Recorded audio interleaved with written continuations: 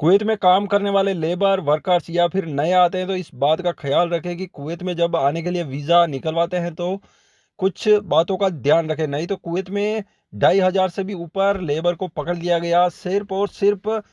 क्या प्रॉब्लम थी, क्योंकि कुवैत में एक तो लेबर वर्कर्स आते हैं, कुछ काम नहीं जानते और डायरेक्ट पहले वीज़ा निकलवा के कुवैत में आने की सोचते हैं। दूसरी बात यह है कि कुवैत में आने के बाद जहाँ का इकामा एड्रेस वगैरह होता है वहाँ पे काम ना करके हर किसी जगह जहाँ पर जो काम मिला, जिस टाइप का काम मिला वो काम करने लगते हैं। तो उस टाइप से ये एक तरह से इकामा कानून का उल्लंघन है। कुवैत में ज़्यादा दिन तक नहीं रह सकते। जब भी इकामा चेक होगा, पकड़े जाएंगे तो कुवैत से बाहर कर दिए जाएंगे फिंगर ब्लॉक करके।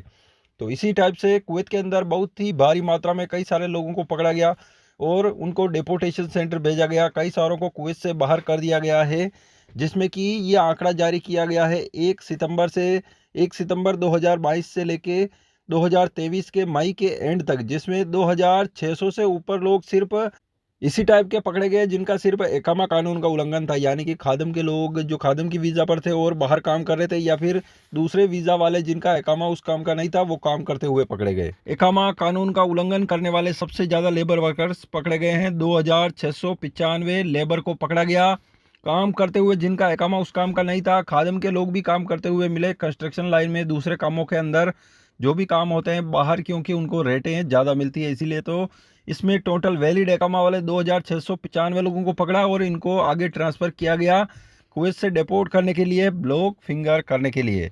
साथ ही साथ 2,506 लोगों को पकड़ा गया जो एक तो गलत कामों में शामिल थे या धंधा करने के मामले में, जिनमें औरतें और जेंट्स दोनों मिला के, और एक ऐसा जो कुवैत में सामान बैन कर रखा है वो बेचते हुए पकड़े गए।